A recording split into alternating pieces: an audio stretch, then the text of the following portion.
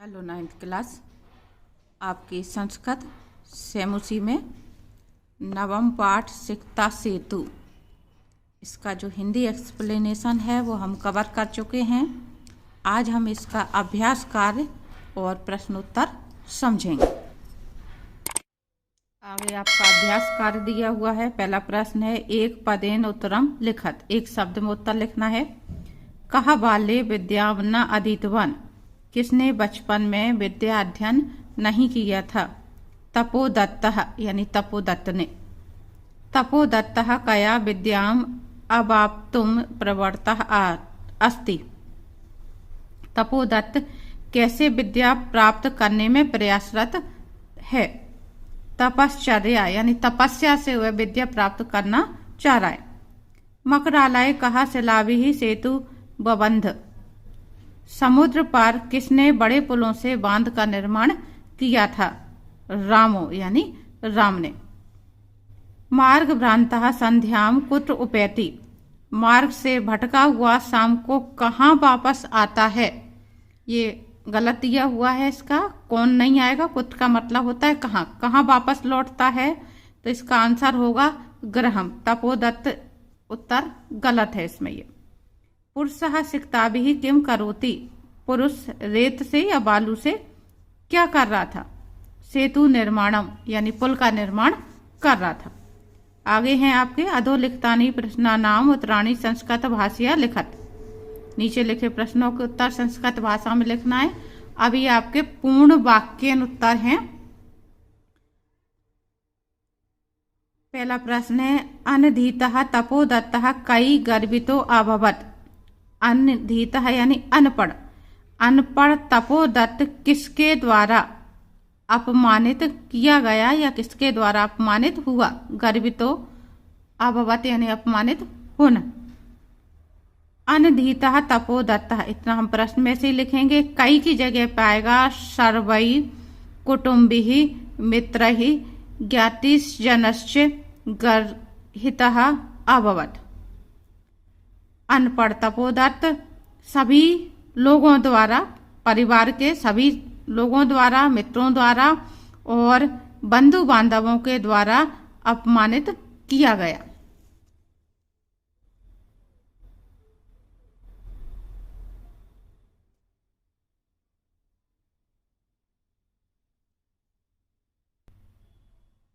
अगला प्रश्न है आपका, तपोदत्तः केन प्रकारेण विद्यां प्राप्तुं प्रवृत्तो अभवत्।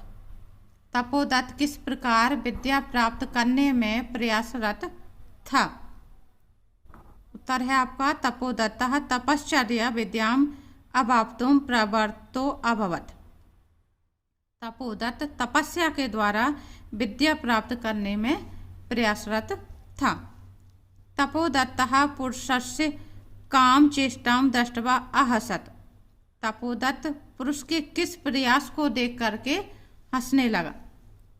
तपोदत्तः पुरुषमेकं सिक्ताभिः सेतु निर्माण प्रयासं कुर्वाणं दृष्ट्वा अहसत्। तपोदत्त एक पुरुष को बालू से पुल का निर्माण करने का प्रयास करते हुए देख करके हंसता है या उसका मजाक उड़ाता है। अगला है आपका, तपो मात्रेण विद्यां प्राप्तुं तस्य प्रयासः कीदृशः कथितः, यानी तपस्या मात्र से, केवल तपस्या से विद्या प्राप्त करने का जो प्रयास कर रहा था तपोदत्त, उसको किस प्रकार का कहा गया है। उत्तर है आपका तपो मात्रेण विद्यां प्राप्तुं तस्य प्रयासः सिक्ताभिरेव सेतु निर्माण प्रयासम एव कथितः, यानी तपस्या से विद्या प्राप्ति का उसका जो प्रयास था उसको बालू पर या रेत पर पुल बनाने के समान कहा गया। अगला प्रश्न है, अन्ते तपोदत्तः विद्या ग्रहणाय कुत्र गतः। अंत में तपोदत्त विद्या ग्रहण करने के लिए कहाँ गया। अन्ते तपोदत्तः विद्या ग्रहणाय गुरुकुलम गतः, कुत्र की जगह पे आपको लिखना है गुरुकुलम। अंत में वह गुरुकुल में गया। अगला प्रश्न है आपका, भिन्न वर्गीयम पदम चिनुट, भिन्न शब्द को आपको वर्ग में से अलग करना है। अधिरोढ़ुम गंतुम सेतुम निर्मातुम, उदाहरण देके बताया इन्होंने।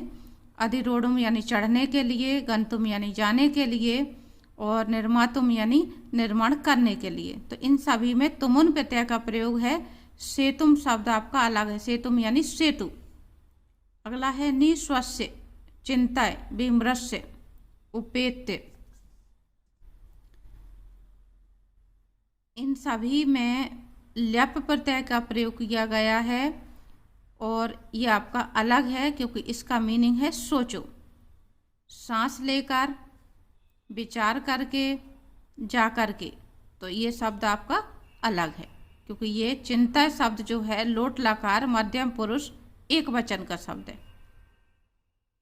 अगला है आपका विश्वसिमि, पश्यामि, करिष्यामि, अभिलषामि। इसमें भविष्य काल आ रहा है आपका। ये सभी में भविष्य काल नहीं है तो ये आपका अलग है। तपो भी, दुर्बुद्धि, सिकता भी, कुटुंबी भी, सभी में भी शब्द आ रहा है, यानी ये सभी तृतीया विभक्ति में प्रयुक्त हैं। दुर्बुद्धि में प्रथमा विभक्ति है इसलिए ये अलग है। अगला प्रश्न है आपका रेखांकितानि सर्वनाम पदानि कस्मै प्रयुक्तानि। रेखांकित जो सर्वनाम हैं वो किसके लिए प्रयुक्त हुए हैं। अलमलम तव श्रमेण, यानी तुम्हारा परिश्रम बंद करो। तो तव शब्द किसके लिए आया हुआ है, यहाँ पे इसका आंसर होगा पुरुषाय। ये पुरुषाय लिखा है, आप यहाँ पे आंसर में जब लिखेंगे कॉपी में तो नीचे डाल करके लिखेंगे या फिर सामने लिखेंगे। ना अहम सोपान मार्गे रट्टम धीरोड़ुम विश्वसिमि, मैं सीढ़ियों की सहायता से अट्टालिका पर चढ़ने में विश्वास नहीं करता। तो यहाँ पे अहम शब्द किसके लिए आया है, फिर से इसका जो आंसर है वो है आपका पुरुषाय।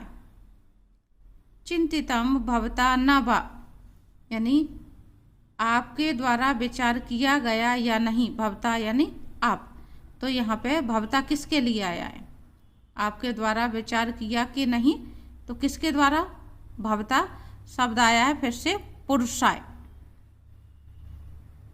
और अगला है गुरु गृहम गत्वेव विद्याभ्यासो मया करणीयः, यानी गुरु के घर जाकर ही मेरे द्वारा विद्या अध्ययन किया जाना चाहिए। तो यहाँ पे मया शब्द किसके लिए आया है, मेरे द्वारा। यहाँ पे आया है ये तपोदत्त के लिए, क्योंकि ये तपोदत्त कह रहा है तो तपोदत्ताय लिखेंगे हम। मया है तो तपोदत्ताय। अगला भावदिभिः उन्मीलितम में नयन युगलम, आपके द्वारा मेरे नयन खोल दिए गए। पाठ में जिक्र आता है, वो कहता है कि आपके द्वारा मुझे रास्ता सही दिखाया गया। तो किसके लिए, मैं किसके लिए आया है कि आपके द्वारा मेरे नयन खोल दिए गए। तो मेरे शब्द किसके लिए है, तपोदत्त के लिए। तो हम लिखेंगे तपोदत्ताय। अगला प्रश्न है अधोलिखितानि कथनानि कहा कम प्रति कथयति।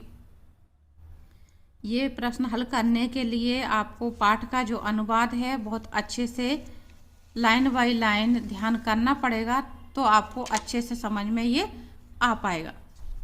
किसने किससे कहा, एकांकी में हमेशा इस तरह से क्वेश्चन आता है, किसने किससे कहा। हा विधे किमिदम मया कृतम, कि हे विधाता ये मेरे द्वारा क्या किया गया। किसने कहा, तपोदत्त ने कहा। विधिम या आत्मनम लिख सकते हैं, यहाँ पे अपने आप से कहा। भो महाशया किमिदम विधीयते, कि हे महाशय क्या कर रहे हो। तपोदत्त ने पुरुष से कहा तो तपोदत्तः पुरुषम। भोस् तपस्विन कथम माम उपरुणिषि, कि हे तपस्वी मुझे क्यों रोक रहे हो। पुरुष तपोदत्तम, पुरुषः ने कहा तपोदत्त से तो पुरुषः तपोदत्तम। अगला है आपका सिक्तः जल प्रवाहे स्थास्यन्ति किम। सिक्ता यानी बालू या रेत। बालू या रेत जल के प्रवाह में ठहरती है क्या। तपोदत्तः पुरुषम। तपोदत्त ने पुरुष से कहा। न हम जाने को अस्ति भवान। मैं नहीं जानता कि आप कौन हैं। तपोदत्तः पुरुषम।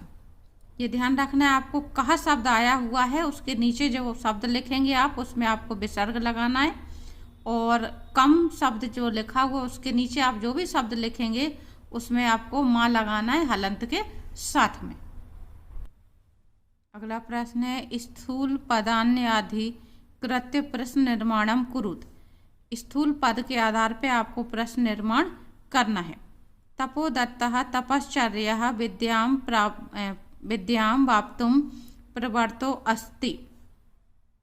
तपोदत्त तपस्या के द्वारा या तप के द्वारा विद्या प्राप्त करने के लिए प्रयासरत रहता है या तत्पर है।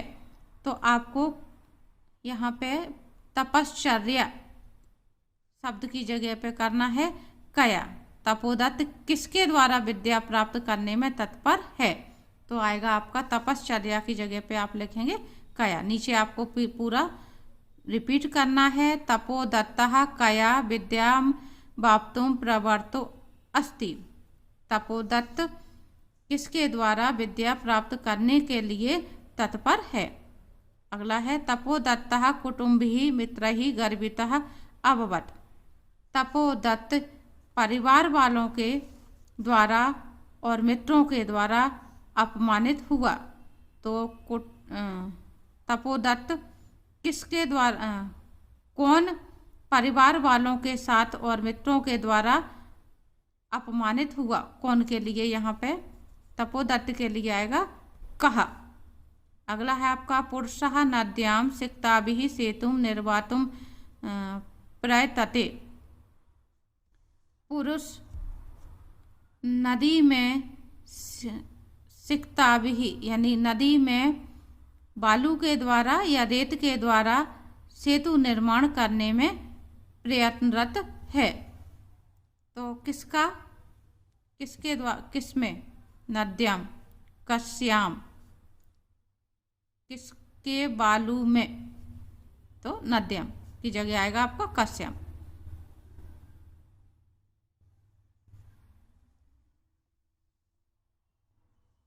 तपोदत्तः अक्षर ज्ञानम विनयो वैदुष्यम वाप्तुम अभिलषति।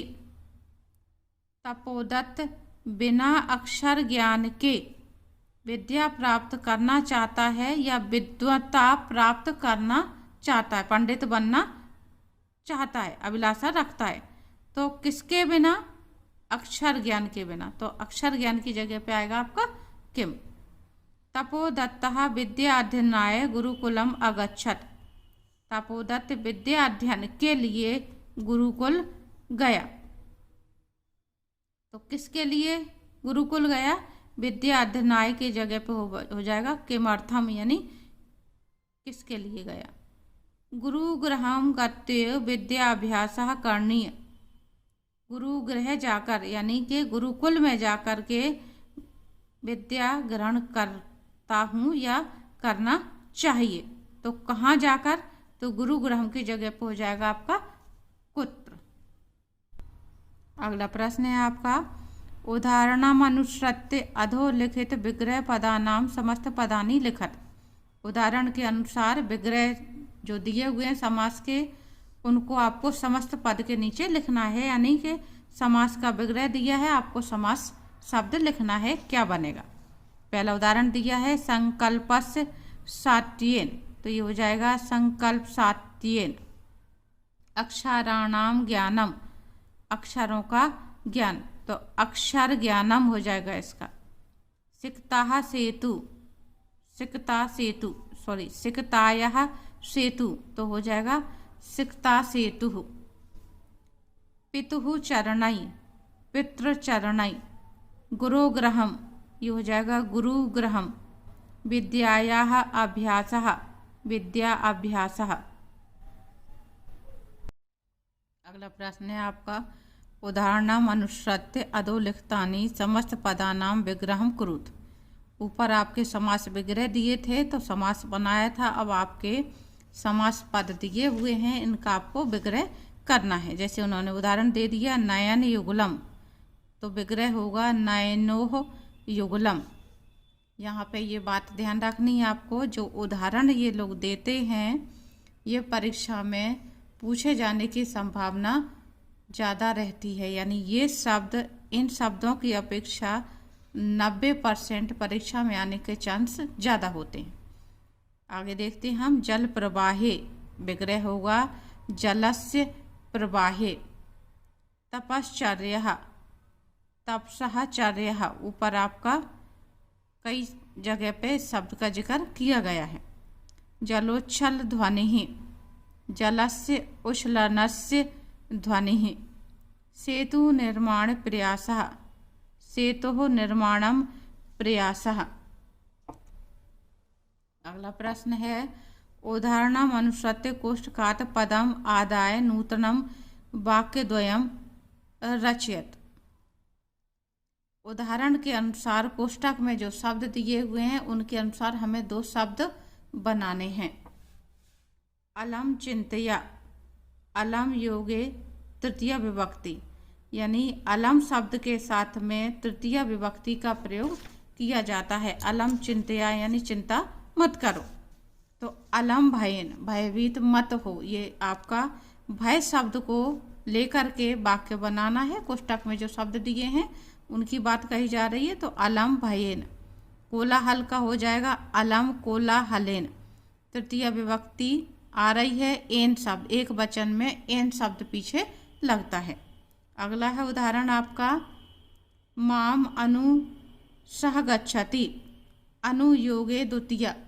तो अनु के साथ में द्वितीय विभक्ति होती है, तो यहाँ पे जिस तरह से वाक्य बना है आपको उसी तरह आगे बनाने। अनु का मतलब पीछे, वह मेरे पीछे पीछे आता है। आगे आपके वाक्य दिए हुए हैं ग्रह और पर्वत। इन दोनों शब्दों से हमें अनु का प्रयोग करके वाक्य निर्माण करना है। तो गृहम अनु मम विद्यालय अस्ति, यानी मेरे घर के पीछे विद्यालय है। अनु का मतलब पीछे। पर्वतम अनु नदी प्रवहति, यानी पर्वत के पीछे नदी बहती है। तो जिस शब्द के साथ में अनु आ रहा है उसमें हमें द्वितीय विभक्ति का प्रयोग करना है। ये बात आपको अच्छे से याद रखनी कि इसके साथ में कौन सी विभक्ति आती है, क्योंकि जो वाक्य शुद्ध करने के लिए आते हैं उसमें पूछ दिया जाता है, और खाली स्थान वगैरह भरने में भी ये पूछ दिया जाता है, ऑब्जेक्टिव वगैरह में भी, कि अनु के साथ में कौन सी विभक्ति आती है, अलम के साथ में कौन सी विभक्ति आती है। तो ये बातें आपको ध्यान रखना है। अगला प्रश्न है आपका अक्षर ज्ञानम विनयो वैदुष्यम प्राप्तुम अभिलषि, बिना योगे द्वितीय। यहाँ पे आपको बिना शब्द के साथ में द्वितीय विभक्ति का प्रयोग होता है, उसका प्रयोग करके परिश्रम और अभ्यास से वाक्य निर्माण करना है। परिश्रम बिना कार्यम न सिद्ध्यति, परिश्रम शब्द को लेकर के इस तरह से हमारा वाक्य निर्माण होगा। परिश्रम के बिना कार्य सिद्ध नहीं होता। बिना का मतलब नहीं, या किसी चीज के बगैर, बिना इंग्लिश में कहते हैं विदाउट। तो अभ्यास बिना ज्ञानम न प्राप्नोति, अभ्यास के बगैर ज्ञान प्राप्त नहीं होता। अगला है आपका संध्या यावत ग्रमुपैति, यावत योगे तृतीय विभक्ति। यावत के साथ जो शब्द प्रयोग होता है उसमें द्वितीय विभक्ति आती है। तो अब आपको मास और वर्ष शब्द का प्रयोग करके वाक्य निर्माण करना है। संध्या यावत ग्रहमुपैति, यावत यानी तक, संध्या तक या शाम तक वह घर वापस आ जाता है। तो यहाँ पे हमें इसी तरह से वाक्य निर्माण करना है। मासम यावत वर्षा न भवन्ति, यानी महीने तक वर्षा नहीं होती है। वर्षम यावत छात्रः पठन्ति, वर्ष तक छात्र पढ़ाई करते हैं। यानी पूरे वर्ष तक पढ़ते हैं। तो इस तरह से आपके ये वाक्य निर्माण आपको याद रखने हैं। खास करके ये बात आपको ध्यान रखनी है कि किसके साथ में कौन सी विभक्ति का प्रयोग होता है, ये ऑब्जेक्टिव में पूछते हैं। वाक्य निर्माण आपका कम आता है, लेकिन ये शब्द आपके पूछे जाते हैं कि कौन से शब्द के साथ कौन सी विभक्ति आती है। तो यहाँ पे ये आपका जो पाठ था सिक्ता सेतु समाप्त होता है। उम्मीद करती हूँ कि आपको समझ में आ गया होगा।